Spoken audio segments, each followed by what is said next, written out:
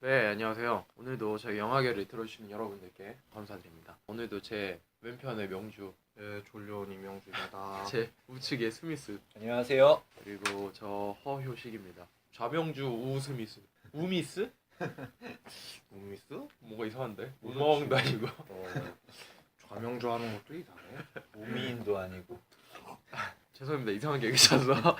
자, 오늘 다룰 영화는 다르덴 형제, 내일을 위한 시간입니다. 원제는 2days and 1 night였나? 1박 2일 이거죠? 저도 그거 보고 깜짝 놀랐어요.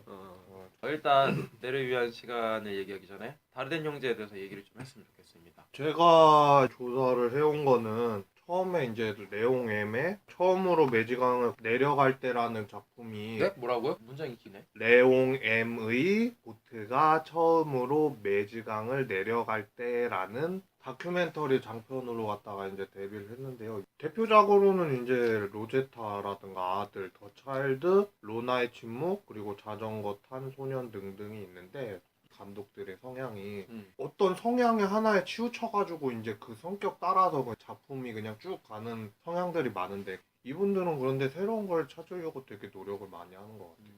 이분들이 유럽 어디 변방에 있는 그 감독이 거건이 생각을 했는데 그냥 벨기에 감독이기도 하고 미국 문화라든가 그런 쪽에도 조금 관심은 가지고 있었으나 소재는 풍부한 오늘 다룬 내일을 위한 시간 같은 경우에는 이제 뭐 노동이라든가 아들이라는 거에서는 자신의 아들한테 범죄를 저질렀던 범인인 소년과 피해자의 아버지에 대한 이야기도 다루고 있고 로나의 침묵 같은 경우에는 두 번의 사랑이라는 옛날에 하정우 나왔었던 그 외국 이민자 그 문제 가지고 이제 나왔었던 맞아. 그런 문제를 다룬 게 또 로나의 침묵이거든.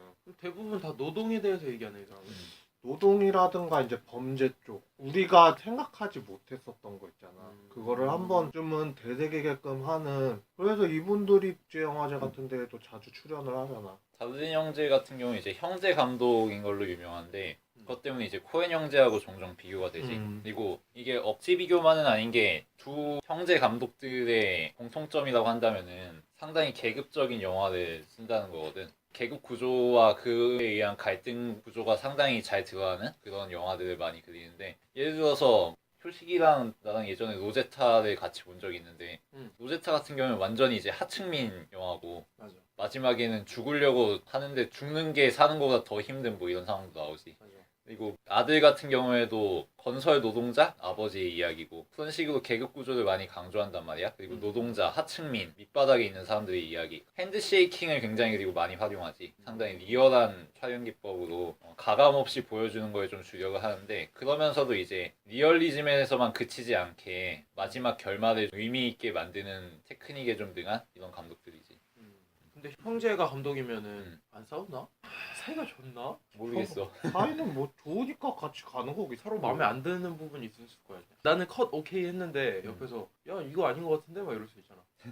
근데 뭐 거의 지금 40년 가까이 같이 감독 생활을 해오는 거 보면은 뭐 맞으니까 돈은 절반으로 가져가겠네. 뭐 그렇겠지. 근데 이 영화들 자체가 솔직히 물론 이제 투자는 많이 하겠는데 돈 같은 거는 그렇게 별로 안 될 것 같다라는 느낌이 들어서 아 만드는 영화들 보면 좀 이따가 뭐 배우 좀 얘기를 조금씩 하겠지만 배우들 중에서도 다르덴 형제다 그러면은 또 나오는 페르소나적인 사람들이 몇 명 있거든. 의리로 출연해주는 것 같아 내 생각에는. 돈 안 받고 개런티를 좀 적게 받더라도 이 사람들이 그냥 의리로 출연해주는 것 같은 느낌이 들더라고. 필모그래피들 보면은 좀 그런 게 형제끼리 감독하는 경우가 몇몇 있긴 한데 궁금하긴 해. 우리나라에서 힘들 것 같아. 코엔 형제 같은 경우에는 거의 의견이 다른 경우가 없다고. 그래서 배우들이 감독들한테 가서 따로따로 의견을 물어보면 항상 거의 일치한다고. 아 진짜? 뭐 그렇대. 이 대단하네. 다르덴 형제 같은 경우는 어떤지 모르겠지만 뭐 40년 가까이 감독 생활을 같이 하고 있는 거 보면은 궁합이 잘 맞으니까 그런 것 같고. 참고로 이 감독들은 황금종려상을 2번 수상했고. 와. 근데 홍대 두 번이나. 그러면서도 현학적이거나 보기 어렵지 않은 그런 영화를 만드는 걸로 유명하고. 확실히 뭐 로제타만 봤다고 했지만 어쨌든 로제타도 어려운 영화는 아니었잖아. 그렇지. 그리고 이번 영화 같은 경우에는 내가 보이우드라든가 ним프맨이 약간 지루하다라는 그런 느낌보다도 사람들이 보면은 이거는 조금 공감이 많이 되니까 나 같은 경우에도 그냥 노동자 이야기라고 하니까 이해가 되더라고. 자, 그러면 감독 이야기는 여기 정도 하고 원탑이에요. 여주인공에 대해서 얘기를 해야 될 것 같습니다. 마리오 꽁떼아에 대해서 얘기를 하네요. 우리 영화에서. 내가 전에 세계에서 가장 아름다운 여배우 중에서 음. 원탑이라고 그랬잖아. 진짜 그게 맞는 것 같아. 그리고 근데 2003년도에 장편에 데뷔를 했다고 그랬었는데 택시에서도 잠깐 봤었기도 했고, 근데 내가 제일 눈여겨봤었던 거는 라비앙 로즈라고. 그 에디트 옛날 피아프. 그 옛날 빠담빠담. 그 가수에 대한 댁이잖아. 와, 나 그 마지막에 그 불렀었던 그 OST가 내가 기억이 안 나는데. 그거잖아. 인셉션에서 나오는 그거. 뭐 어쨌든 간에 그 연기 자체는 뭐 당연히 아카데미 받을 수밖에 없었던 거고. 그 다음에 저번에 말했던 샬롯트 부스갱트처럼 다작을 하면서도 상업 영화라든가 아니면 독립 영화 이제 왔다 갔다 하면서 왕성하게 하고 있더라고. 우리나라 같은 경우에는 이제 하나 장편을 너무 큰 걸 하나 하면은 막 몇 년 쉬기 마련인 사람들도 있고 뭐 1년 쉬고 막 그런 사람들도 있는데, 이런 사람들이 이렇게 활동하는 거 보면 대단하다라는 생각도 개인적으로. 일단 필모그래피를 읊어드리자면 택시 시리즈가 있고요. 빅피쉬, 러브미 이프 유 데어, 어느 멋진 순간, 라비앙 로즈, 미드나잇 인 파리, 다크나이트 라이즈 등등. 또한 인셉션도 있었죠. 미국 영화에서는 잠깐 나왔던 것 같아. 그리고 러브미 이프 유 데어 같은 경우에는 내가 옛날에 그 잡지책 보면서 봤는데, 이게 도대체 뭔 내용이길래 이게 유명해졌을까 그랬는데, 내기를 거는 연인의 이야기였는데 내용 자체가 되게 골 때리거든. 막 네가 뭐 기찻길에서 뭐 너 저기에서 뭐 언제까지 서 있으면 뭐 네가 이기는 거라는 뭐라는, 2000년도 중반쯤에 나왔었던 걸로 기억하는데 그런 이제 좀 특이한 작품들도 조금씩 많이 나왔긴 했었지. 택시야 뭐 워낙에 특색이 있었고. 마리오 꽁테아르를 보면은 이 사람이구나 바로 알 수 있어요. 그거는 이름만 들어서도 확실해. 모를 수 있는데 일단 그 라비앙 로즈에서 너무 임팩트가 컸고 연기를 너무 잘했어요. 그리고 얼굴이 되게 이쁜데도 그 역할에 따라서 얼굴이 변하는 것 같은 느낌이 늘어나요. 가끔씩. 에디트 피아프처럼 분장도 했지만 그냥 모습 자체가 그냥 저 사람이었을 것 같아. 저 사람이 저랬을 것 같아. 모르니까. 고개를 까딱 하는 거라든가 뭐 그런 거 있잖아. 그리고 기성 노래를 처리. 부르는 립싱크를 하는 게 정말 어렵잖아요. 근데 이거는 진짜 그냥 이 사람 목소리인 것 같아. 뭐 연기를 너무 잘했어. 노래 부르는 연기를. 그래서 너무 깜짝 놀랐어. 그러고 인셉션에서는 임팩트가 좀 컸어. 디카프리오의 전 아내로 나오잖아. 그래서 자꾸 꿈속에서 괴롭히는. 근데 그때도 얼굴이 갑자기 또 달라 보였어. 내가 알고 있던 그 얼굴이 아니야. 그리고 이번 작품에서도 그랬고, 이번 작품에서도 이따 얘기할 거지만 포스터도 그렇고 초반에 등장할 때 나시를 입고 다니는데 막 속옷 끈도 보이고 그래. 근데 이게 섹시해 보이고 전혀 그런 게 아니라 삶의 절박한 사람의 절여져 있지. 절여져. 불쌍한 느낌. 깡 말라갖고 막 말라 비틀어질 것만 같은 느낌. 얼굴 표정 그런 거 안 보고 뒷모습이 계속 나오는 그 장면에서도 그런 느낌이 계속 들어서 뭔가 어깨, 팔 이런 거에서만 이렇게 말라가지고 이제 막 이 사람이 정말 위기에 처해 있다. 잘려가지고 정말 불안한 그 마음이 뒷모습에서도 그냥 딱 보이더라고. 불안한 모습과 자세들이 굉장한 것 같아. 배역에 따라 얼굴이 달라 보일 수 있다는 거. 그 다음에는 구루메 같은 경우에는 아들에서는 아예 아버지 역할로 나왔었던 사람이거든. 근데 그 다음에 이제 그 작품들에서 자전거를 탄 소년이라든가 뭐 그런 데에서 이제 잠깐씩 내가 나왔던 걸로 기억을 하거든. 하나 정도 빼고는 거의 다 출연을 했었던 것 같아. 그 아들 때 이후서부터. 그러면서도 여기에서도 그냥 잠깐 출연이긴 해. 이 사람이 옆에 나왔었던 그 남편은 아니었었고, 남편 역할로 나왔었던 사람도 조금 많이 나왔었거든. 그래서 그냥 내가 잠깐 적어놨었던 건데, 그랬었다고 기억을 하시면은 이 사람도 거의 나무주연상 후보로도 올라갔었던 사람이었었거든.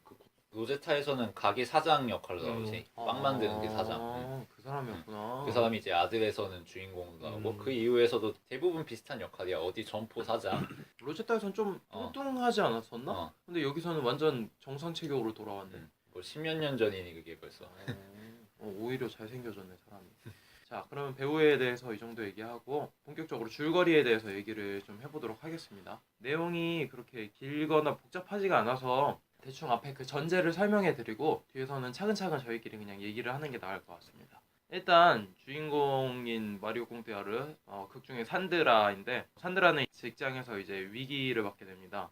병가를 냈다가 직원들끼리 투표를 통해서 산드라를 해고시키는 게 낫겠다. 대신에 1000유로의 보너스를 받게끔 하겠다. 이런 결정이 나서 산드라는 절망을 했는데 다른 직원의 얘기를 들어서 사장을 직접 만나게 되고 그 당시가 금요일인데 다음 주 월요일날 재투표를 하겠다. 과반수가 넘어가면은 너를 복직시켜주고 만약에 그 해고하는 거에 표가 더 몰리면 다른 사람들에겐 1000유로의 보너스를 주고 그냥 너는 해고를 시키겠다.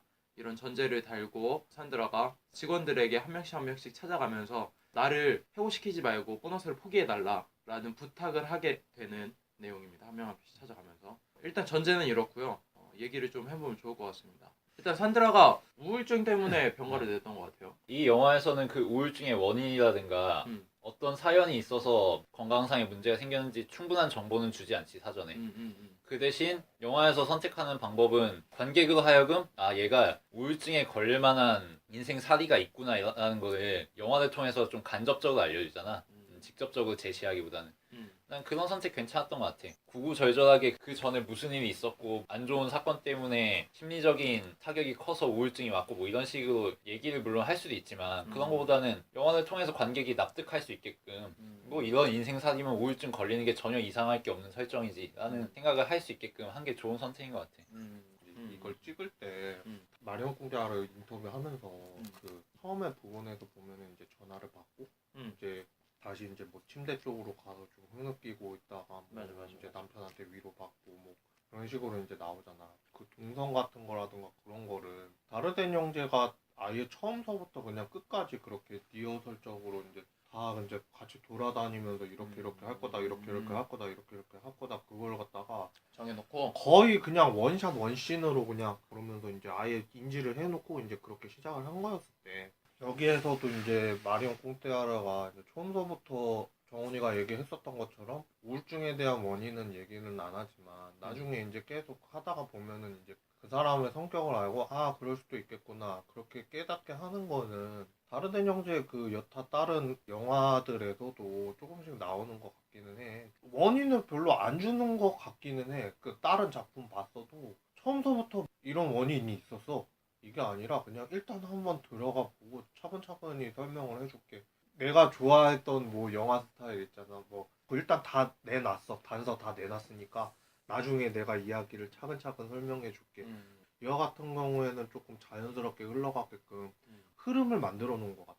처음에는 그냥 그래서 얘가 좀 힘들구나 그런 생각밖에 안 들지 처음에는. 일단 이 영화의 전제를 보면은 나는 좀 자본주의 체계에서 할 수 있는 굉장히 합리적인 생각이라는 생각이 들었어. 왜냐면은 여주인공은 지금 우울증을 앓다가 이제 다시 복직을 해야 되는 상황이고 근데 회사에서 생각했을 때 17명이었던 이 회사 직원 중에서 이 한 명이 길게 병가를 냈는데 16명에서도 일을 하는데 일이 잘 돌아가. 전혀 문제가 없어. 그러면은 있으나 마나한 거잖아. 그러니까 회사 차원에서 돈도 아낄 겸 그냥 너네들한테 보너스 줄게 1000유로씩. 그러니까 이 여자가 그냥 없어도 될 것 같으니까 그냥 이 여자 해고시키자라는 식의 무언의 그런 이제 얘기나 마찬가지인 거지 이 전제가. 근데 회사 입장, 오너 입장에서 생각하면은 이게 그렇게 잘못된 게 아니야. 이 자본주의 체계에서. 그리고 투표를 할 때 이 동료와 개인적인 연이 있는 사람은 당연히 복직해야 된다에 투표를 할 수 있어. 근데 그런 게 없는 사람 그리고 또한 1000유로가 정말 갈급한 사람들이 또 이 내용 중에 나오잖아. 그 사람들에겐 이 투표하는 게 굉장히 합리적이야. 그리고 주인공은 주인공대로 일자리를 잃게 되니까 자기가 보너스 좀 포기해 주시고 나 복직하는 거에다가 투표해달라 이렇게 얘기하는 것도 굉장히 합리적이야. 근데 이 문제는 다 자본주의 체계 안에서의 그 합리적이라는 거지. 1000유로면은 지금 시세로 100만 원은 일단 넣고 150만 원 있죠. 150만 원 정도 될 것 같거든. 음. 나 같아도 솔깃할 것 같아. 만약에 들렸었다. 우리가 관객의 입장에서 주인공이 이제 산드라니까 산드라의 입장에서 볼 수밖에 없잖아 시작이. 일단은 그럴 수밖에 없지. 아니 그래도 너무한 거 아니냐. 어떻게 저렇게 해고를 마음대로 부당하게 하냐. 어떻게 그리고 동료들은 같이 일했었던 사람들인데 투표를 당연히 동료한테 해줘야지. 자기 이익 얻자고 어떻게 보너스야 하냐. 그렇게 생각할 수도 있는데 그렇지 않다는 건 이제 한 명 한 명을 산드라가 만나는 과정을 보여주면서 다양하게 관객이 생각할 수 있게끔 한 방향으로만 생각하지 않게끔 좀 유도를 하지. 그게 굉장히 좋았었던 것 같아요. 그러니까 마치 그런 것 같아서 이 자본주의라는 현실 안에서는 우리가 누군가를 짓밟고 일어서야 되는 체계잖아. 그래야지만 내가 살아남을 수 있잖아. 어쩔 수 없잖아. 근데 그게 개개인들의 생각이 또 있다는 거지 그 안에서. 그치. 어떤 사람은 당연히 내가 지금 필요하니까 음. 그렇게 선택할 수밖에 없다. 미안하다. 음. 이런 사람도 있고 그렇게 선택을 했지만 울면서 미안하다. 그게 너무 양심의 가책에 걸렸었다. 그렇게 생각하는 사람도 있고 이런 자본주의 체계 내에서 개개인들이 가지고 있는 그 생각들을 덤덤하게 이제 한 명 한 명의 생각을 차근차근 잘 이야기해 준 게 굉장히 색달랐어. 그치. 그러니까 그 남자 그 여자의 사정이지.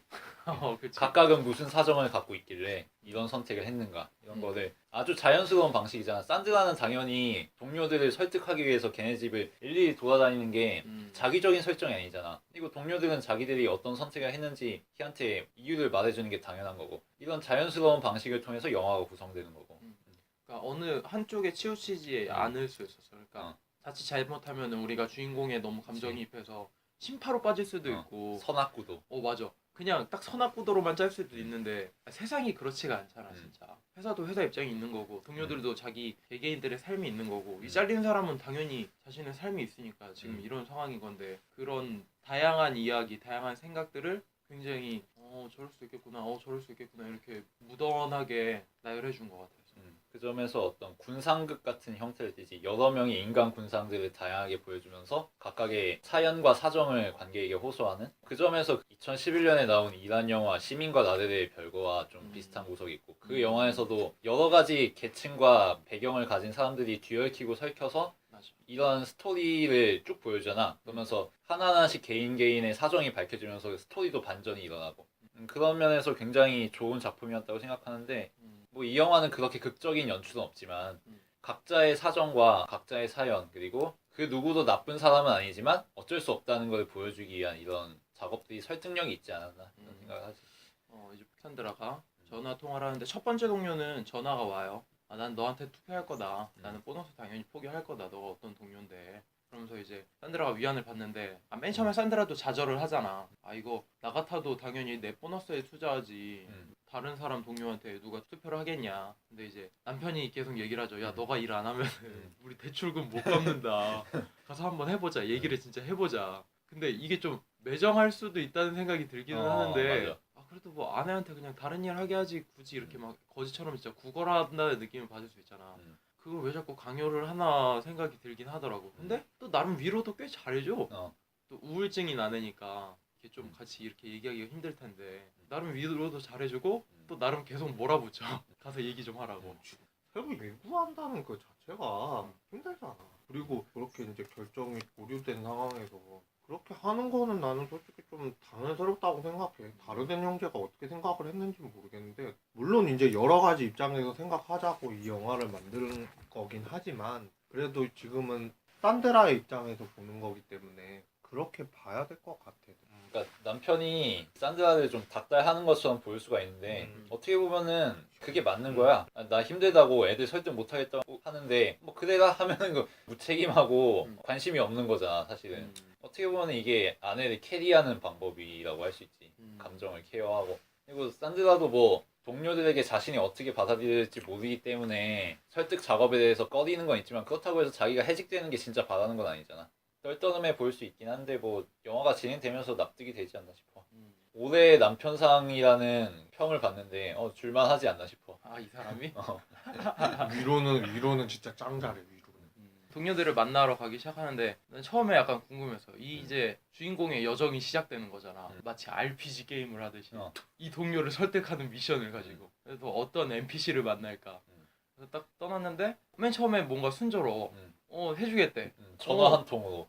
전화 한 통으로. 오 쉽네. 이게 또 되면 되겠지만 뭐 안 되면 또 어쩔 수 없지. 또 갔는데 안 된대. 그냥 처음에 그냥 미안하다 안 된다 이렇게 좋게 끝났어. 그리고 얘기를 하는데 또 다음번에 얘기하는데 안 된다고 얘기를 하는 게 아니라 아예 안 만나주잖아. 얘기를 안 들어주지 아예. 배를 눌렀는데 아기가 배를 받았는데 엄마 없어요 언제 들어온지 몰라요 이러는데 뒤에서 동료 목소리 나가지고 너 왜 자꾸 나 피해 막 이러면서 싫다면 싫다고 얘기를 하라고 그거에서 또 상처를 받아갖고 집에 와서 또 울면서 이제 우울증 약 먹고 또 하나는 차에서 뭐 일하시는 분인데 부업 같은 걸로 얘기하다 보니까 알겠다 뭐 그렇게 얘기를 했는데 갑자기 어떤 미친놈이 갑자기 나타나가지고 야 우리가 이래서 정당하게 받으려고 하는 건데 너가 왜 그거를 못 받게 하려고 그러냐 그러면서 그 남자를 때려가지고 그러니까 그 사람 아들이지. 아들이야? 그러니까 부자가 같은 부자, 공장에서 일하는 같이 같은 일하는. 동료인 건데 아. 그러니까 여기서도 나오는 거지. 같은 집에서 일하는 부자인데도 입장이 이렇게 다를 수 있다는 거야. 달라. 그래갖고 아들놈이 아빠를 때려가지고 미친놈이 그래갖고 아빠 막 기절하고 그런 일도 있고 또 어떤 여자한테는 얘기했는데 그럼 남편이랑 얘기를 좀 해보겠다 그랬는데 남편이랑 진짜 막 이혼할 위기까지 생기면서 나는 이번에 내 선택이 내가 태어나서 처음으로 한 선택이라고 난 자랑스럽다고 그러니까 나를 뭐 동정하지 말라고 내가 이혼할 수도 있는 거에 대해서 그러니까 너한테 투표하는 대신에 남편은 그럼 이혼해 뭐 이런 식으로 했겠지 그런 일도 있었고 되게 다이나믹해. 다채로운 이벤트가 생각보다 많아 근데 이게 맨 처음부터 빵 터지는 게 아니라 점차적으로 가. 그치. 맨 처음에 수락했다가 거절했다가 수락했다가 격하게 거절했다가 수락을 하는데 수락하는 것도 순탄치 않게 수락을 했다가 맞아. 이제 또 수락을 했는데 그 수락할 때 아들놈한테 막 쳐맞고 뭐 이런 일도 생기고 거절하는데 거절하는 이유를 하나하나 들지 또 나는 뭐 지금 아들의 학비를 대야 된다 우리 전기세 뭐 수도세 이런 거 내야 되는데 밀렸는데 이것 때문에 내야 된다 뭘 고쳐야 된다. 그리고 또 전화로 안 된다고 했는데 물을 사러 갔는데 그 상점에서 갑자기 얘가 알바를 하고 있는 거야.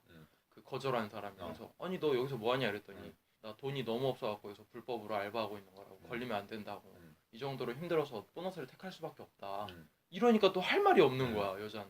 이 사람의 사정을 내가 일하는 현장을 또 가서 목격하게 되니까.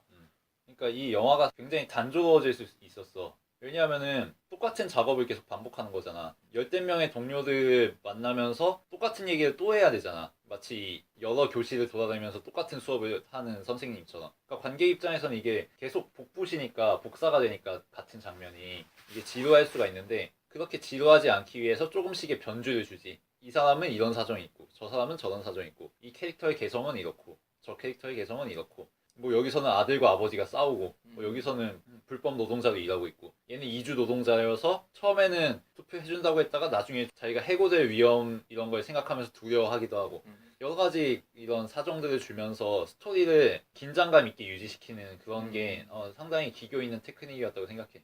이거는 정말 그냥 리얼리즘에 충실하려고만 만들었으면 굉장히 뻔한 스토리가 될 수 있었던 거를 관객이 스릴감을 느낄 수 있게끔 잘했던 것 같아요. 기교의 테크닉이라고 지금 얘기를 했지만 나 같은 경우에는 기교의 테크닉이라기보다도 몇 명 만나다가 중간에 이제 남편이 나와서 위로 좀 해주다가 또 만나다가 그래 괜찮아 계속 또 그런 식으로 이제 반복을 하는데 강약 중간약 뭐 그런 거 있잖아요. 강약 뭐 그렇게 가는 것 같아. 강약도 좀 보는 입장에서 컨트롤 C 컨트롤 V만 하면은 좀 그렇잖아. 그래서 이제 그런 것도 조금은 있었던 것 같고 그 와중에도 좀 변주라고 얘기를 했는데 믿었던 사람이 갑자기 좀 그쪽에서 이제 좀 말다툼이 좀 있으니까 좀 심령병화가 생길 거 아니야. 또 자괴감이라든가 그런 게 좀 그런 거 보면서 이제 성격상 이 사람이 우울증을 걸릴 수밖에 없었겠구나라는 생각이 이제 그런 데에서 이제 조금씩 나오긴 하지. 쉬는 데에서 그런 게 조금은 지루하지 않게끔 해줬던 것 같아. 그러니까 구성을 잘 짠 거지. 나는 이 영화의 장점을 두 가지를 좀 칭찬을 하고 싶어. 첫 번째는 지루할 수도 있어. 지루할 수도 있는데 주인공의 상태를 말로도 하고 본인이 직접 연기로도 하고 또한 그 카메라로 길게 그냥 모습을 계속 보여줘.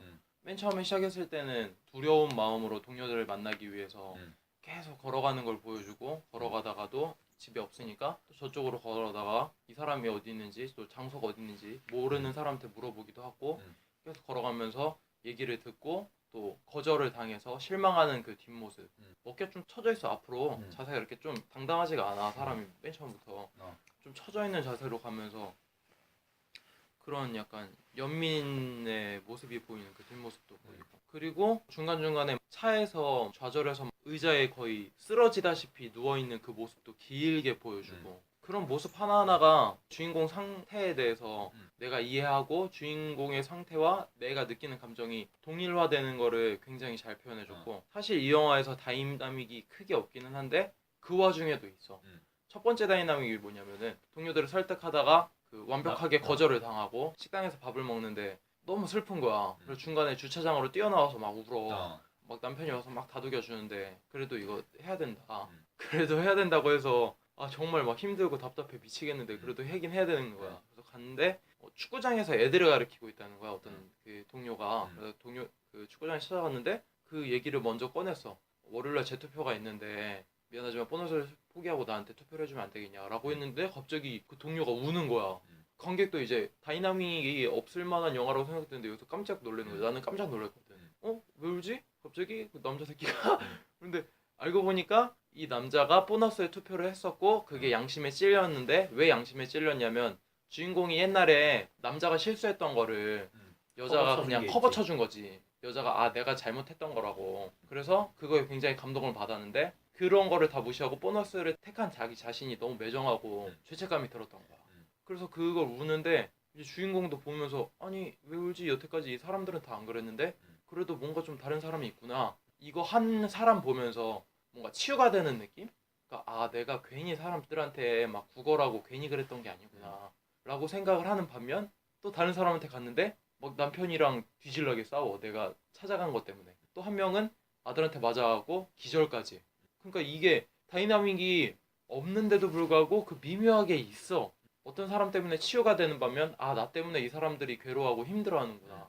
그 과정에서 괴로워하는 것들이 있는 거를 보여주는 게 지루하지 않았어. 아까 얘기했듯이 계속 복붙이 될 수 있었지만 결말을 더 궁금하게 만들고 앞으로의 사람들은 어떻게 될까? 그리고 주인공은 어떻게 될까? 결말을 이걸 과연 어떻게 맺을까? 라는 생각이 많이 들었어. 특히 나는 이 영화가 아카데미에서 유일하게 미국권이 아닌 영화인데 그 후보에도 올랐잖아. 그리고 평도 되게 좋아. 근데 그냥 이렇게 무난무난하게 가면은 그냥 다이나믹이 조금 있긴 하지만 이걸 어떻게 결말을 뽑아냈길래 도대체 이 영화 평이 좋은 거지? 계속 궁금하게 만드는 거야. 너무 단순하고 쉬운 스토리인데도 그치. 어. 꽁트 같잖아. 그냥. 사람을 뭔가 미묘하게 자꾸 보게 만들고 끌어들이게 만들고 궁금하게 만들고 그런 매력이 있었어. 그리고 그런 구성의 변박을 주는 와중에 이 주인공이 중시하는 가치나 이런 게 드러나잖아. 특히 이 꼬띠아르가 가장 민감하게 느끼는 부분은 자기의 품이지. 자기 인간적인 자존심. 왜냐면은 자신에게 있어서 일자리가 절대적으로 중요하긴 한데 다른 동료들에게 있어서 자신의 일자리는 남의 일이고 이거를 설득하는 거는 명백한 정당성이 없잖아 사실은. 객관적으로 나를 지지해야만 할 이유를 들 수가 없단 말이야. 이건 내 사정일 뿐이고. 그러면 결국에는 동량이고 구걸이 될 수밖에 없는데 그 와중에서도 어떻게든 인간적인 자존심을 잃지 않으려고. 그렇지. 품위를 유지하고 자기의 자존심을 유지하기 위해서 그런 태도를 취하잖아. 나는 맞아. 너에게 부탁을 하는 것뿐이고 강요할 생각이 없다고. 그런 식으로 차분하게 접근하지만 그럼에도 불구하고 각 사람의 사정들을 만나면서 그런 보호하려고 싶었던 자기의 마음과 자존심과 품위는 깨어서 나갈 수밖에 없잖아. 그러면서 우울증이 자꾸 발동되는 거고 약을 먹게 되는 거고. 얘기하는 방식도 꽤나 어른스럽다는 느낌이 들었어. 그러니까 맨 처음에 만나면은 악수부터 한 사람도 있었고 뭐 차근차근 뽀뽀도 얘기한 하고. 사람도 있었는데 악수를 하면서 얘기하면서 자기 얘기를 그냥 차근차근 얘기해. 이렇게 해서 재투표를 하게 됐다. 미안한데 보너스 포기하고 내 일자리 위해서 나한테 투표를 해줬으면 좋겠다. 난 싫은데 난 무슨 사정이 있어서 안 돼. 그럼 아 알겠다. 그럼 뭐 아쉽지만 어쩔 수 없다. 이렇게 그냥 얘기하는 경우도 있었고 아니면 막 누가 너한테 투표하려고 그러냐 그런 거에 대해서 아 그건 비밀이다. 얘기할 수 없다. 이렇게 얘기하는 경우도 있고 만약에 나한테 투표를 해주겠다고 했어. 정말 고맙다. 정말 너 때문에 너 정말 살았다. 막 이런 식으로 막 애걸복걸하는 그런 구걸의 느낌도 없어. 그게 어른의 대화라는 생각이 들었어. 근데 한편으론 이런 대화를 하면 할수록 자기 자신은 계속 힘든 거야. 우울증이 계속 도지고 약이 계속 필요하고. 그치. 어떻게든 남들에게 얕보이지 않고 무시당하지 않기 위해서 노력은 하지만 자기 스스로의 내면은 컨트롤할 수가 없는 거지. 마치 어른들의 세계인 것 같아. 내가 분명히 불리한 입장이고 부탁은 해야겠지만 나로서의 자존심은 잃고 싶지 않기 때문에 그거를 노력하려고는 하지만 그 자체도 너무 아프고 힘든 순간인 거지. 확실히 그 연기 같은 거 하면서 이제 평당 같은 데에서는 차를 타고 남편이랑 이야기를 많이 하잖아. 그런 거 이제 표정 하나하나가 거기서 이제 광고 문구가 하나 뜨거든. 광고 같은 데에서 얼굴로 다 이야기했다고 이 사람은. 그러니까 대사보다도 그 사람 처해져 있는 거 아까 전에 뭐 옷을 입는 거라든가 그 평단에서는 얼굴로 표정으로 갖다가 다 연기를 했다고 그렇게 얘기를 많이 하더라고. 다만 물론 좋은 이야기들은 많이 했지만 우리도 짚고 넘어가야 할 게 조금 아쉬운 부분이 있을 거 아니야. 개인적으로는 그냥 좀 아무리 생각을 해봐도 강약해도 좀 밋밋한 부분 없지 않아 있었던 것 같고, 그리고 이제 배경이 너무 일상적이다 보니까 어쩔 수 없이 이제 뭐 그렇게 가는 거긴 하지만 좀 그런 거라든가 개인적으로는 OST 같은 거 있잖아. 물론 안 넣으면은 더 나았을 수 있긴 하겠는데 집어넣으면은 조금 효과적으로 인물에 대한 그 심리 묘사라든가 그런 게 좀 더 되는 그런 것도 좀 집어넣었으면 어땠을까라는 생각은 좀 들어. 아니 근데 개인적으로는. 다른 형제는 원래 영화 음악을 안 쓰는 걸로 유명해. 이 작품에서도 영화 음악 나오는 거는 딱 그 차 자동차 안에서 그거밖에 직접 트는 그 없어서. 현장 음밖에 없잖아. 그렇구나. 외부에서 BGM이 들려오는 게 아니라 백그라운드 사운드가. 그거는 뭐 그 사람들이 수십 년 동안 지금까지 해온 방식이기 때문에 뭐 뭐라고 할 건 아닌 것 같아. 근데 나도 확실히 명주 의견에 동의하긴 하는 게 영화에서 얘기하는 게 아무래도 애들이나 청소년이나 혈기왕성한 20대라든지 30대에서도 막 액션 영화 좋아하고 이런 사람들은 이 영화를 참을성 그렇지. 있게 쭉 보기는 좀 어려운 것 같아. 처음부터 이게 담담하고 그냥 계속 걸어가는 장면 보여주고 뒷모습 보여주고 얘기도 별로 그냥 대사도 없고 주인공도 맨 처음에 우울하고 그러다 보니까 그냥 진짜 현실처럼 보여주잖아. 뭐지 이게 뭔 얘기하려고 그러는 거지? 그냥 조용히 있네. 뭐 영화가 별로 그냥 재미가 없네. 이런 느낌을 처음에 안 받을 수는 없는 것 같아. 나도 보면서 아 그런 상황이구나. 뭔가 소재도 흥미롭고 재밌기는 한데 보는 계층이 많이 갈리겠다는 생각은 했어. 나 같은 경우에 여러 영화를 다 좋아하니까 뭐 이런 영화도 있지 이렇게 보는데 그냥 조금이라도 지루한 거 못 견딜 수 있는 사람들은 굉장히 지루하게 느낄 수도 있겠다라는 생각이 들었어. 왜냐면은 그 모습으로만 내가 해석을 해야 되잖아. 근데 영화를 보면서 또 해석하기 귀찮을 때가 있잖아. 그럴 때 보면은 또 귀찮다, 좀 심심하다 이런 것도 내가 또 왜 괜히 생각해야 되냐, 좀 받아 먹여주지 이렇게 생각할 수도 있을 것 같아. 맛으로 따지자면 완전히 진짜 담배 그 자체지 그냥. 옆에서 조미료 같은 거를 거의 안 친 거잖아. MSG라든가 그런 거 조미료를 안 친 거잖아.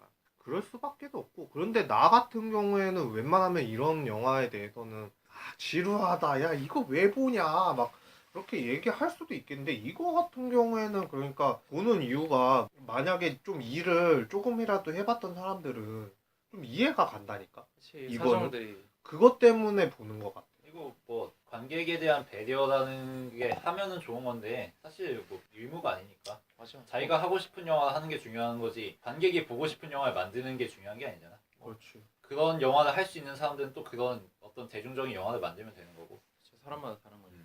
이제 내용을 쭉 진행하면은 이제 마지막에 만나는 동료가 그 흑인 동료죠.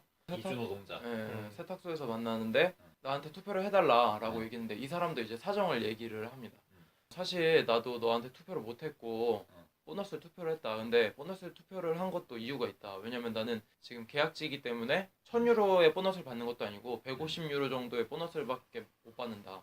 근데도 왜 보너스에 투표를 했냐면은 상사 반장이 너 웬만하면은 계약직이니까 팀원들한테 잘 보이는 게 좋을 거다. 괜히 너가 보너스에 투표 안 하고 그 복직에 투표했다가 그 팀원들 누밖에 나면은 팀워크도 너 때문에 상할 거고 그러니까 너가 계약하는데 문제가 생길 수가 있다. 재계약하는데 그런 얘기를 하는데 그 얘기를 하기 전에 맨 앞에 앞서서 자기는 신을 믿는 사람이다. 신은 이웃 사람들의 사랑을 베푸는 그치. 거를 우리의 교리로 삼고 있다. 무슨 신이라고도 얘기를 안 해. 그냥 그렇게만 얘기를 해. 그래서 나는 당연히 너한테 투표를 하는 게 맞다.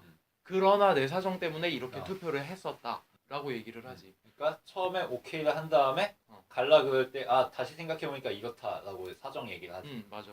그게 조그마한 반전 아닌 반전이지. 그러니까 오케이를 해놓고선 이중을 이제 막 폴로 이렇게 뽀뽀도 하고 그랬는데 다시 생각해보니까 야 근데 내가 너한테 투표했다가 지금 몇 명이라고 과반수라 그랬는데 내가 너한테 투표하면은 딱 과반수가 넘어가는데 나 때문에 다른 동료들이 보너스 못 받고 너 복직하게 되면은 다들 나를 또 싫어할 수도 있고 반장도 나한테 너 때문에 보너스 못 받고 쟤 복직하는 거 아니냐 이렇게 될 수도 있다. 내가 힘들 수도 있다 지금. 그러니까 극한까지는 아니더라도 완전히 코너로 모는 거잖아. 거의 그냥 이도저도 할 수 없는 그런.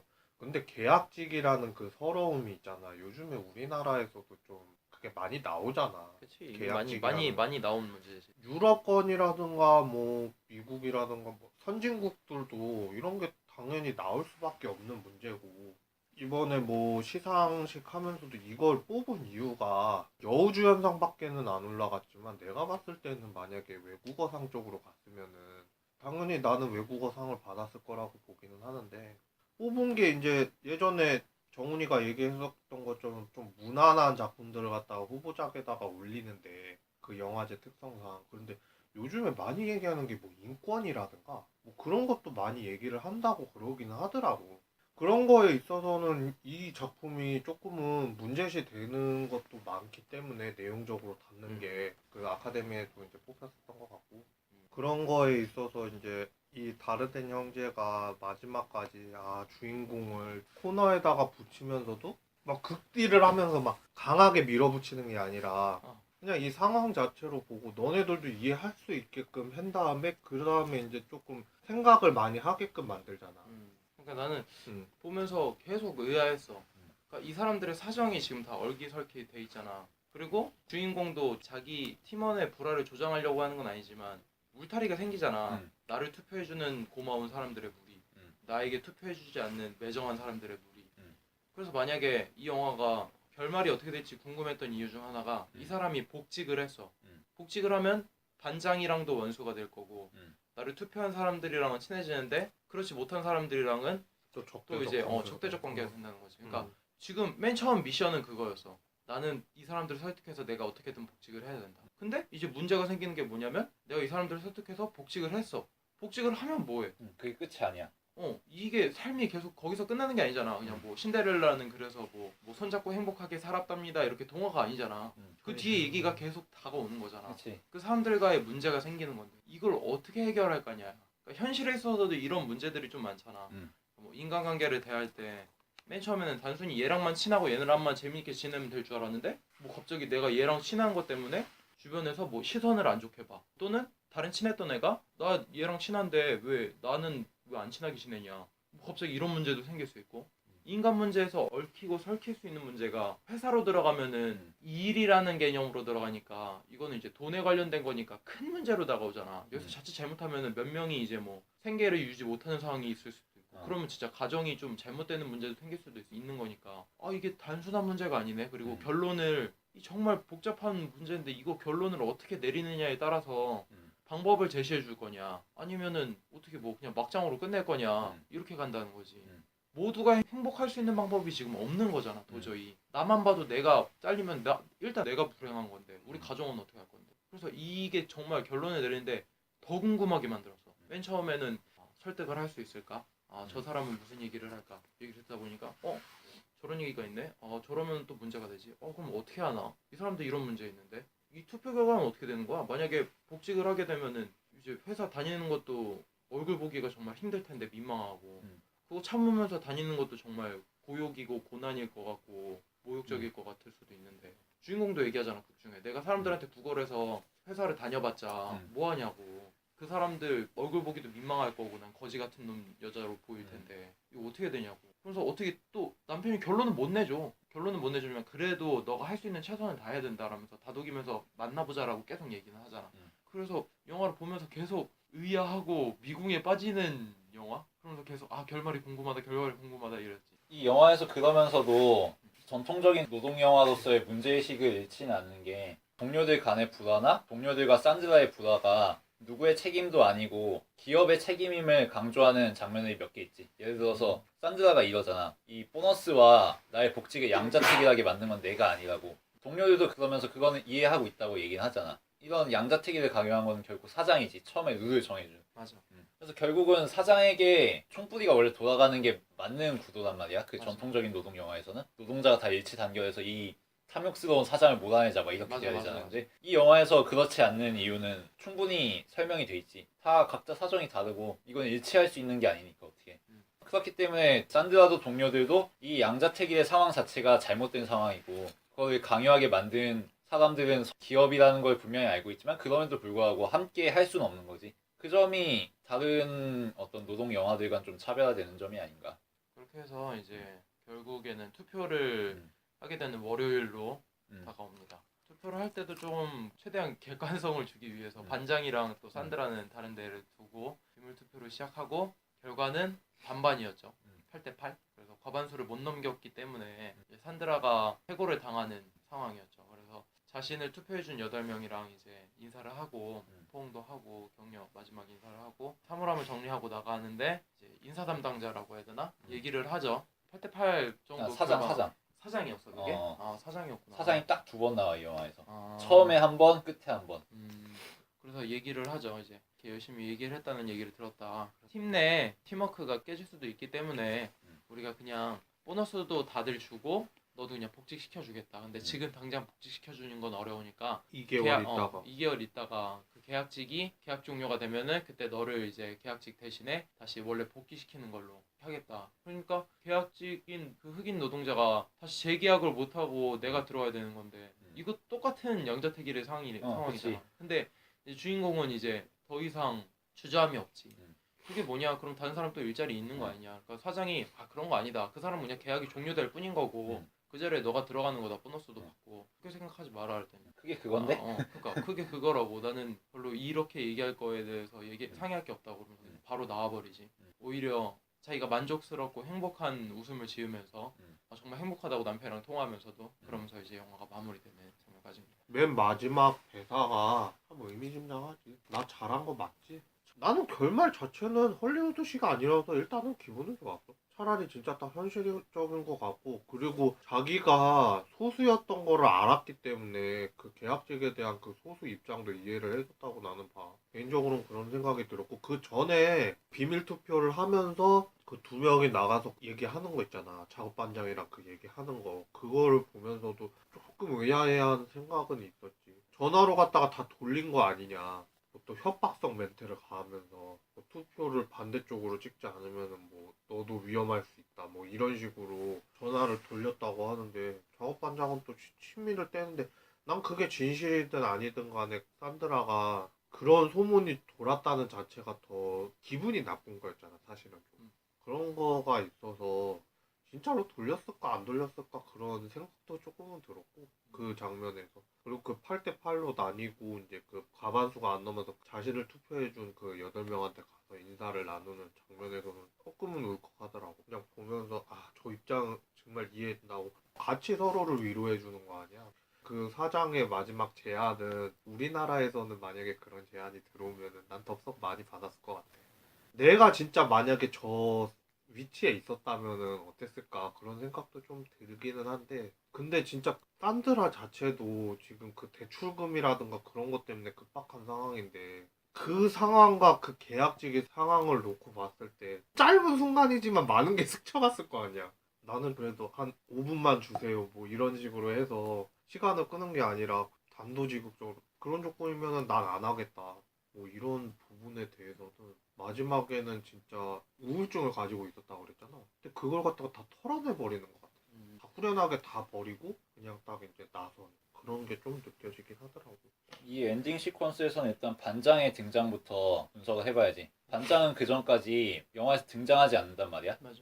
소문으로만 들려와. 뭐 반장이 전화를 해서 협박을 했다. 뭐 반장이 동료들에게 영향을 줘서 투표 결과를 왜곡시켰기 때문에 재투표를 하는 거다. 반장은 굉장히 좀 매정한 중간 관리자다. 뭐 이런 정보만 계속 준단 말이야. 근데 여기서 처음으로 반장이 등장을 해. 그러면서 대립을 이루지. 관객은 보면서 반장이 나쁜 놈이라고 일단 평면적으로 생각할 수밖에 없는 맞아. 조건을 줘. 뭐 반장은 계속 엄포만 놓고 협박만 하고 지금 해고 위기에 놓인 꼬띠아르에게 와서도 뭐 팀워크 이런 얘기하면서 계속 부정적인 언사를 밀어놓고 관객에 있어서 좋게 보이지 않을 수밖에 없단 말이야. 근데 여기서 감독이 반전을 주지. 사장이 주인공에게 제안을 하잖아. 양자택일 다른 양자택일로 바꾼 거지. 다른 이제 계약직 노동자를 밀어내고 네가 들어와라. 이런 제안이잖아. 여기에서 지금까지 관객이 부정적으로만 생각해오고 허무맹랑하다고만 생각해왔던 반장의 공갈이 현실이 되는 거지. 이준 노동자가 말한 게 그거 아니야. 반장이 나에게 이러이러한 협박을 했다. 너는 그 팀원들에게 잘 보여야 되고 나에게 잘 보여야 되고 그래야 계약을 유지할 거고 안 그러면 넌 잘릴 수도 있다. 이게 그 전까지는 체감이 안 돼. 근데 사장의 그 제안으로 인해서 이게 현실이 되는 거지. 그럼으로써 반장은 비로소 부정적이기만 한 인물이 아니라 실제로 이 노동 현장의 현실을 반영하는 인물이 되는 거지. 이런 인물의 그런 엄포나 공갈이나 협박이 비합리적인 것만은 아니다. 이게 어떻게 보면은 세상 돌아가는 이치일 수 있다라는 거를 은연중에 암시를 하잖아. 그러면서 무게감을 주지, 그 반장이라는 인물에 대해서도. 그리고 이 사장이라는 존재는 상당히 흥미로운데, 아까도 말했지만 사장은 딱 2번 나와. 처음에 한 번, 마지막에 한 번. 처음에는 룰을 설정하지, 게임의 룰을 설정해, 이 영화의 룰을. 그리고 마지막에 나와서도 상황을 딱 정리한 다음에 또다시 양자택일을 강요해. 마치 성서에 나오는 신처럼. 난 이 영화가 굉장히 성서적인 그 구석이 있다고 보는데, 마치 이 주인공 꼬띠아르가 동료들을 만나는 작업은 예수가 12제자 만나는 작업과 꽤 유사한 점이 있고, 이 주인공과 각각의 동료들은 굉장히 인간적이잖아. 어쨌든 뭐 외면을 하기도 하고, 아니면 뭐 악담을 하기도 하고, 아니면 동정어린 시선을 주기도 하고 이러지만 어쨌든 인간적인 관계란 말이야. 인간적인 비겁함이라든지 아니면 친절함이라든지 의무감이라든지 동정심, 이런 것들이 영화 내에서 드러나지. 근데 사장만은 유일하게 비인간적이야. 심지어 반장조차도 인간적인 면모가 나오잖아. 어떤 속물적이고. 근데 사장은 그게 아니라 마치 컴퓨터 프로그램처럼, 로봇처럼 딱 룰을 정해주고 마지막에 룰을 다시 정하면서 끝내, 영화를. 이런 걸 보면은 마치 악마가 예수를 시험하듯 그치. 너가 내 발 아래에 무릎 꿇으면 이 세상을 너한테 다 주겠다, 뭐 이런 식의 그런 거지. 마지막 시험. 여기서 이제 이 감독들이 노골적으로 기업이 나쁜 거고 뭐 이런 얘기를 하진 않지만, 그치. 노동과 기업을 선과 악으로 놓진 않지만, 그럼에도 불구하고 구분을 준단 말이야.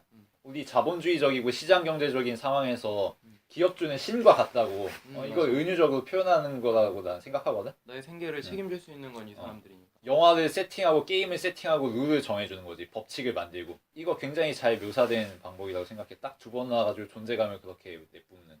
그래서 결말은 어땠는지. 이게 사실 결말이 되게 평면적일 수 있어. 결국은 선량함과 정당함을 택하고 악마의 유혹을 외면하고 그냥 가는 거잖아. 사실은 되게 뻔한 결론일 수 있어. 어떻게 보면은 그 선택을 받아들이는 게 좀 더 도발적인 영화가 될 수도 있는 거고. 근데 그럼에도 불구하고 이전까지 쌓아왔던 스토리의 흐름이 있잖아. 주인공의 우울증이라든가 그 우울증을 극복하는 과정들, 그리고 주인공뿐만 아니라 그 동료들이 성장하는 과정들을 보여준단 말이야. 동료들이 처음에 꼬띠아르를 만났을 때 하는 얘기가 다 그거야. 나 말고 누가 있어? 나 말고 너에게 투표해주겠다고 한 사람 있어?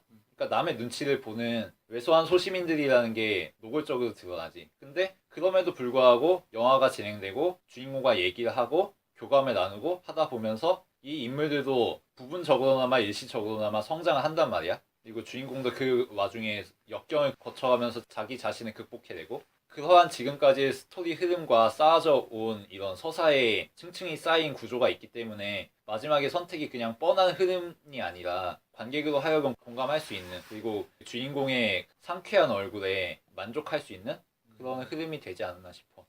나는 그 마지막 결말에 딱 도달했을 때 계속 궁금했어. 이거 결말을 어떻게 내려고 그러는 거지? 처음에 미션이 주어졌을 때도 알겠는데 이거 끝을 어떻게 내려고 라고 생각을 했는데, 다행히 복직은 안 됐어. 복직이 됐으면은 얘기가 여기서 끝나면 안 되거든. 2편 3편이 나와야 돼. 그치. 인간관계가 너무 맞물려 있으니까. 근데 깔끔하게 복직을 못해. 근데 그것도 그냥 반반으로 딱 훈훈하게 복직을 못해. 투표 결과가 너무 마음에 들었고 뭐 주인공한테는 안 된 일이긴 하지만 근데 사장이 그렇게 제안을 했을 때 너무나도 당연하다는 듯이 그런 제안은 뭐 하려고 하냐고. 당연히 안 한다고. 잠깐의 고민도 안 하고 바로 얘기하잖아. 그게 결말인 거지. 끝난 거지 이제. 주인공이 처음에는 나 같아도 그런 선택을 했을 거다라고 했던 사람이 심정의 변화를 그치. 이 성장한 대사 거지. 극복해낸 거고. 전혀 지체하지 않는, 생각도 안 하고 바로 당연히 내가 그 사람 일을 시켜야지 왜 내가 일을 하냐. 이렇게 그냥 자기의 가치관이 바뀌고 상태가 바뀐 거잖아. 성장을 한 거지. 우리가 보는 그 잠깐 동안에 1박 2일 동안에 그것만으로 이미 끝났다고 생각을 해. 그러니까 뭐 그렇게 우리가 나이가 많은 건 아니지만 살면서 점점 느끼는 건 우리가 불필요한 요소들을 자꾸 잡으면서 우리가 행복해지려고 하는 느낌이 있어.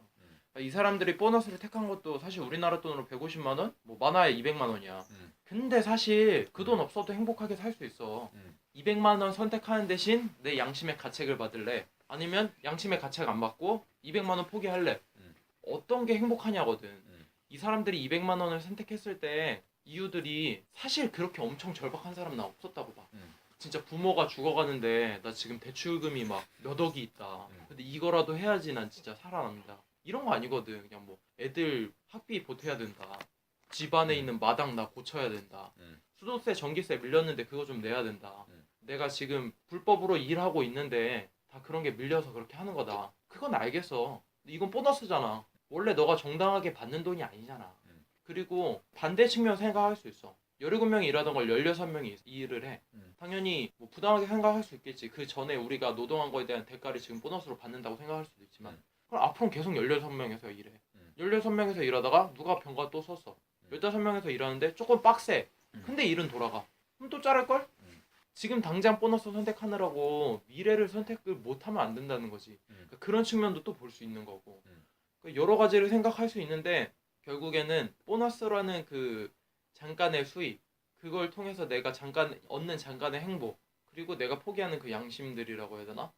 그것들이 인생의 가치와 기준이 되면 그냥 계속해서 자본주의의 노예로 살아가지 않을까 생각을 해. 그리고 주인공이 택했던 선택이라든지, 그러니까 그 계약직 대신에 들어가는 것을 선택을 안 했다는 거, 그걸 통해서 성장을 했다는 게 사실 대출은 좀 늦게 갚아도 돼. 그렇게 큰 문제 아니야 사실. 그리고 밥 먹어 조금 덜 먹으면 돼. 못 먹고 조금. 근데 그 와중에서 중요한 건 내 양심이 어떻게 되느냐지. 만약에 흑인 노동자 밀어내고 살았으면은 어떻게 됐겠어. 그 흑인 노동자가 배신감에 휩싸여서 더 악이 악을 낳을걸. 자본주의는 계속 그걸 강요할 뿐이고, 그게 자본주의 세계에서는 합리적일 뿐인 거고. 사실 우리가 사장처럼 무언가 쥐락펴락할 수 있을 정도의 권력이나 재물을 갖지 못한 사람들이라면 사실 다 노예라고 봐. 자본주의에서. 나도 노예고 다 노예지 뭐. 근데 우리 노예들끼리 물고 뜯고 기본적인 상도덕이 없으면은 그냥 그야말로 무간지옥이야. 끝이 없는 거지. 근데 그 와중에서도 내가 지킬 수 있는 상도덕, 양심, 사람들 간의 예의, 그런 거를 지켰을 때 행복하다는 거지. 정말 좀 어떻게 보면은 이런 거 가지고 행복하게 살아야 되나라는 생각도 할 수 있는데, 그게 우리가 할 수 있는 최선이야. 냉정하게. 그리고 이 영화에서 무덤덤하게 보여주는 그 사실인 거고, 그 와중에서도 우리가 인간미를 잃지 않고 살아가야 된다.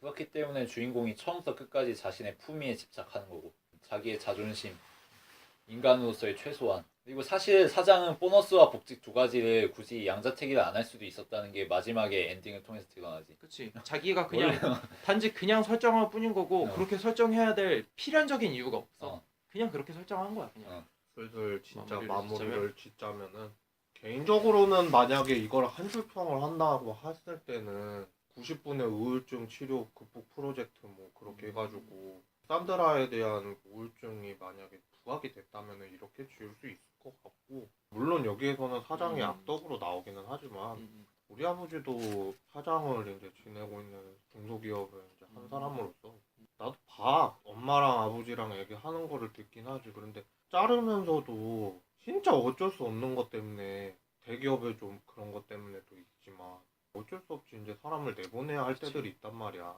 그럴 때도 나도 이해를 해. 어쩔 수가 없잖아.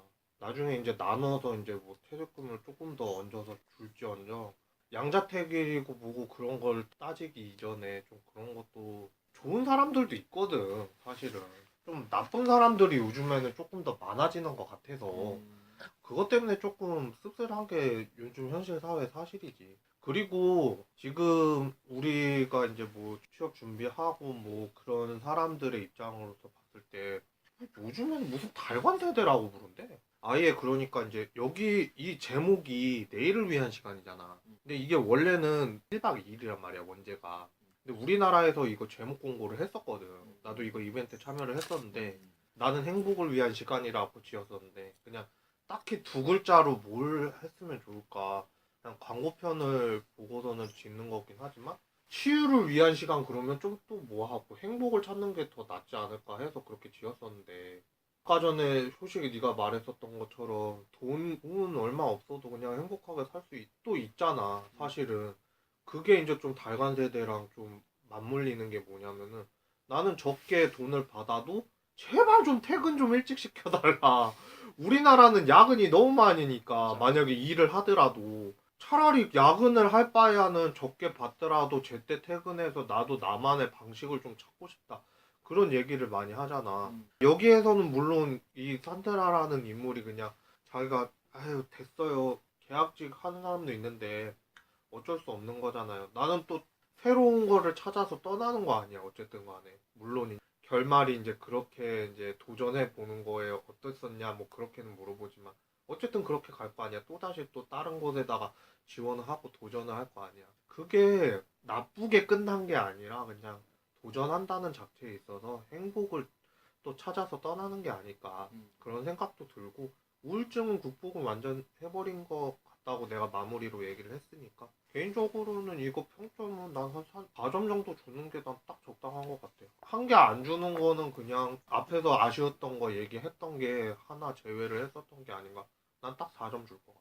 이 영화의 서사를 한마디로 압축하면은 우리의 감정과 인격은 우리가 놓인 상황과 처지가 만들어내는 것이라고 생각하는데 영화를 보면 등장하는 인물들의 인격과 감정은 개인의 고유한 게 아니야 어떻게 보면은 반장은 반장 자체가 자기의 인격이 돼 자기의 성격이 되고 자기의 감정이 되고 산드라가 우울증 걸린 거는 자기가 놓인 상황이 우울증에 걸리게 만든 거지. 그리고 동료들의 산드라에 대한 반응 이것도 결국은 자기가 놓인 포지션 그대로 나오는 거란 말이야. 어떤 자기가 인간으로서 주체적으로 생각하고 결정하고 판단한 게 아니라 자기가 놓인 조건 그대로 뇌에서 연역해서 나가는 거지. 그러니까 말하자면 로보트가 되는 거지. 다 똑같은 사장이고 반장이고 다 동료들이고 다 산드라도 처음에는 그렇고 다 로보트 같단 말이야. 근데 이 로보트 같은 상황에서 인간이 되는 방법이 뭐냐? 그건 자기의 존심을 유지하고 자기의 최소 기준을 지키면서 살아가고 자기의 인간성과 인간미와 자의식을 지키는 게 답이다라는 거를 어떻게 보면 뻔한 얘기지만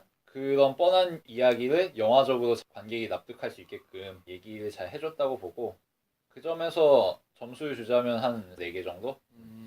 노동 영화 그리고 계급 영화 어떤 사회 문제를 다룬 영화 중에서 교과서적이라고 할 만하지 않나. 그리고 결말을 통해서 그 밋밋함을 많이 극복해냈다라는 생각이 들고. 나는 다른 형제 다른 전작을 많이 보진 못했지만 전작은 좀 더 조금 관객이 한참 괴로워할 만한 상황? 로제타. 로제타에선 그랬고 뭐 아들도 좀 그랬고 자기 아들 죽인 거니까 그럴 만한 상황을 주어져서 보는 관객으로 하여금 불편함을 느끼게 하는 요소가 좀 없지 않아 있다고 생각을 해. 이번 작품에선 진짜 불편하지 않았어 크게. 그래서 더 담담한 시선으로 볼 수 있었고 그래서 더 평상심을 유지하면서 더 생각을 많이 하면서 볼 수 있었어. 이렇게 감정이 많이 끌어오르지 않고 좀 이성적으로 생각할 여유와 그런 여지를 많이 줬어. 그래서 굉장히 좋았던 것 같고 그리고 이런 노동자에 대한 이야기 그런 이야기를 하는 거에 있어서 감동을 주기가 좀 어려운 장르가 아닐까라는 생각을 해. 감동이라는 게 막 노동자들 힘들다 불쌍하다 그런 정도의 감정이 아니라 우리 삶에서 그러면은 우리가 추구해야 되는 그 행복이라는 가치가 굳이 돈은 아니겠구나 라는 생각을 잠깐이라도 할 수 있게끔 이런 소재를 가지고 그게 굉장히 어렵다고 생각하는데 굉장히 잘 풀어냈고 마치 이런 장르를 좋아하는 사람이라면 이런 장르의 뭔가 판타지적인 그런 자기 주도적인 생각을 할 수 있게끔 도와주는 영화 굉장히 좋았어요. 하지만 그랬던 것만큼 밋밋한 것도 사실이고 다이나믹이 있긴 하지만 이 정도 다이나믹은 크게 막 어떻게 해요 어떻게 될까 막 이렇게 막 가슴 졸이면서 볼 정도는 아니기 때문에 그냥 담담한 시선으로 봤기 때문에 끝에는 좋았지만 그래서 크게 막 요동치지 않았기 때문에 4점 정도. 그러니까 실험 같은 영화지. 인간 한 18명 데려다 놓고 어떤 반응을 보이는지 관찰하는 실험실 같은 영화가 아닌가. 쉽게 생각할 수 있을 만한 소재와 스토리지만 이런 연출과 이런 연기를 통해서 보기는 어려울 만한 영화. 괜찮았습니다. 그리고 일단 스토리가 단순해서 좋았어. 그리고 얘기하는 게 너무나도 깔끔하기 때문에 자, 오늘은 이 정도 얘기하는 걸로 마무리하면 될까요? 내일을 위한 시간. 우리에게 내일을 추구하는 시간은 무엇을 위해서 추구하는 시간인지 다시 한번 생각하시는 하루가 되었으면 좋겠습니다. 자, 오늘도 저희 영화계를 들어주신 여러분들께 감사드립니다. 감사합니다.